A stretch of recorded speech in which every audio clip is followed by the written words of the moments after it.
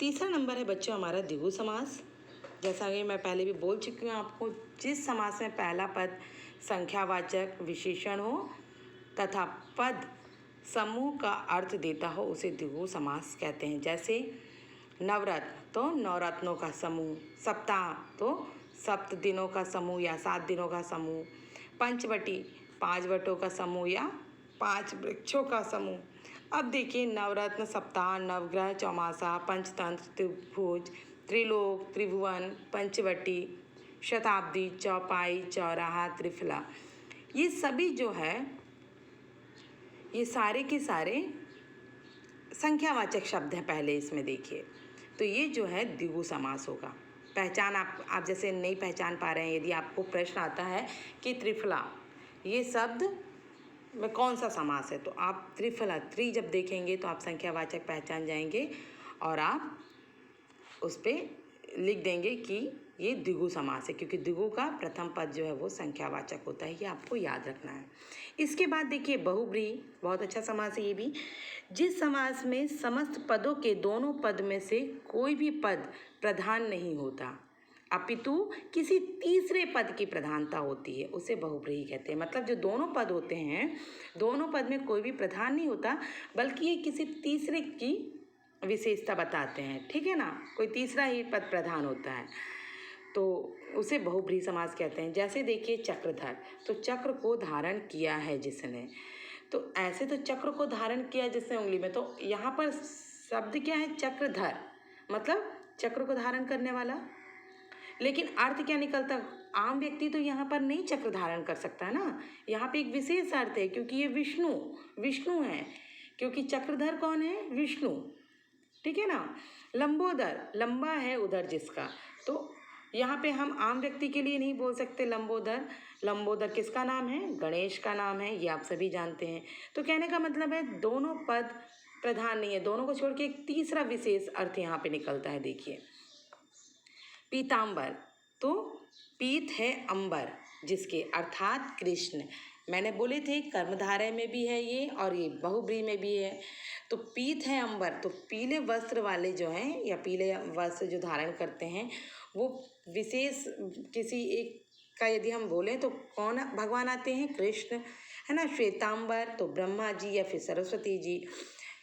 तो यहाँ पर सामान्य मतलब दोनों अर्थ ये ना करके एक विशेष तीसरे पद की ओर संकेत हम होता है। देखिएगा तीसरा पद यहाँ पर प्रधान हो जाता है, तो यहाँ पे हमें लिखना होता है अर्थात करके मेंशन करना होगा कि क्या है। चंद्रशेखर, तो चंद्र है शेखर पर जिसके, मतलब शेखर मतलब होता है बच्चों मस्तक, तो चंद्र है मस्तक पर जिसके। तो मेरे या आपके तो मस्तक में चंद्र है नहीं, है ना, ये किसके उसमें है? तो शिव के में है। इसी तरीके से नीलकंठ, नीला है कंठ जिसका, अर्थात शिव। चतुर्भुज, तो यहाँ पर देखिए बच्चों चतुर्भुज तो अभी आप बोलेंगे कि मैम ने पढ़ाए थे कि द्विगु समास, क्योंकि प्रथम पद संख्यावाचक है, एकदम सही। दशानन ये भी, लेकिन देखिए ये दोनों सामान्य अर्थ ना बता के एक विशेष अर्थ बता रहा है। चतुर्भुज मतलब 4 भुजाएं जिसकी हैं, तो वो है विष्णु। दशानन अर्थात जिसके 10 आनन हैं, अर्थात 10 सिर हैं। तो मेरे या आपके तो 10 सिर नहीं हैं, ये तो रावण के हैं। तो ये द्विगु समास होते हुए भी चूंकि ये एक विशेष अर्थ बता रहा है, तो ये हम बहुब्रीहि में लिखते हैं। ठीक है ना। दशानन और चतुर्भुज। चक्रपाणि, चक्र है पाणी, पाणी मतलब होता है हाथ, चक्र है हाथ में जिसके, अर्थात विष्णु। गजानन, गज के समान आनन, अर्थात हाथी के समान जिसका मुख हो, अर्थात गणेश।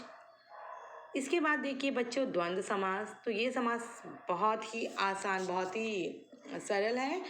जिस समास के दोनों पद प्रधान हों तथा विग्रह करने पर और, तथा, या, अथवा आदि पद आते हैं उसे द्वंद्व समास कहते हैं। तो जैसे देखिए राम लक्ष्मण, है ना, अन्न जल, माता पिता, बहन भाई, गुरु शिष्य, भला या बुरा, भला बुरा। तो देखिए हम इन सब का विग्रह कैसे करते हैं? राम लक्ष्मण तो राम और लक्ष्मण, अन्न जल अन्न और जल, माता पिता माता और पिता, गुरु शिष्य गुरु और शिष्य, है ना, नर नारी, नर और नारी। तो ध्यान रखिए इस जिसको जब हम जैसे भला बुरा, तो भला या बुरा, तो जब हम इसको विग्रह करते हैं तो तथा या अथवा आदि लगाकर इसको मतलब विग्रह किया जाता है। तो ध्यान रखिए द्वंद्व समास में दोनों पद प्रधान होते हैं, ठीक है ना, और विग्रह करने पर और तथा या अथवा आदि लगा के पद आते हैं। मतलब हम इसका विग्रह करते हैं तो और अथवा या लगाया जाता है, इसे द्वंद्व समास कहते हैं। अब देखिए अव्ययी भाव समास, जिस समस्त पद का पहला पद अव्यय हो, अव्यय आप पहले भी पढ़ चुके हैं, है ना, जैसे यथा, प्रति, आ, पहला पद अव्यय हो तथा वही प्रधान होता है, उसे अव्ययी भाव समास कहते हैं। जैसे अव्ययी भाव समास में मुख्य रूप से आ, भर, नी, अन, यथा, प्रति,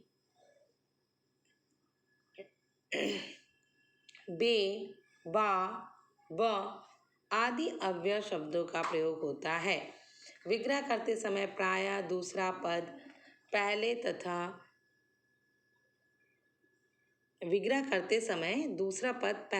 पहले पद अव्यय का अर्थ बाद में लिखा जाता है। मतलब जब हम विग्रह करते हैं तो जो पहला पद है, पहला पद जो अव्यय के अर्थ के बाद लिखा जाता है। जैसे यथाशक्ति, तो यथा तो पहले आया है लेकिन हम उसका बाद में लिखेंगे शक्ति के अनुसार, यथाशक्ति, शक्ति के अनुसार, बाद वाला जो शब्द है वो पहले आ जाता है। यथा संभव, संभावना के अनुसार, यथा विधि, विधि के अनुसार, प्रत्येक, एक एक, आजीवन, जीवन भर, आमरण, मरण तक, भरपेट, पेट भर कर, है ना, आजन, जन्म भर, आसेतु, सेतु तक। तो इस तरह से इसके विग्रह किए जाते हैं। इसके बाद देखिए बहुब्रीहि और कर्मधारय समास में अंतर दिया हुआ है। यहाँ पे बहुब्रीहि तथा कर्मधारय समास में अंतर, मैंने आपको थोड़ा सा अंतर तो पहले भी वहाँ पे बोल चुके हैं पढ़ाते समय। अब देखिए इसमें कुछ कुछ सिमिलरिटी है ना, समानता है। बहुत से शब्द बहुब्रीहि तथा कर्मधारय दोनों समासों के उदाहरण होते हैं। ऐसे शब्द बहुब्रीहि समास हैं या कर्मधारय, इस बात का निर्णय उनके विग्रह पर निर्भर करता है। समस्त पद का एक पद दूसरे पद का विशेषण हो या दोनों पदों में उपमेय उपमान का संबंध हो तो कर्मधारय समास होता है। और यदि दोनों पदों के मेल से कोई तीसरा अर्थ आप प्रकट करते हो, जैसे अर्थात करके हमने बनाए थे विष्णु या अर्थात करके गणेश, तो वो बहुब्रीहि समास होता है। जैसे पीतांबर, तो पीत प्लस अंबर ये तो हुआ कर्मधारय, पर याद रखिए विग्रह करते समय ऐसे नहीं लिखेंगे आप, ठीक है। मतलब पीतांबर विग्रह करने को बोलेगा तो पीत है अंबर जिसके, ठीक है ना। श्री कृष्ण बहुब्रीहि, वहाँ पे पीत प्लस अंबर कर दिया और कर्मधारय, लेकिन हमें इसका ये कर्मधारय का जब हमें विग्रह करना होगा तो हम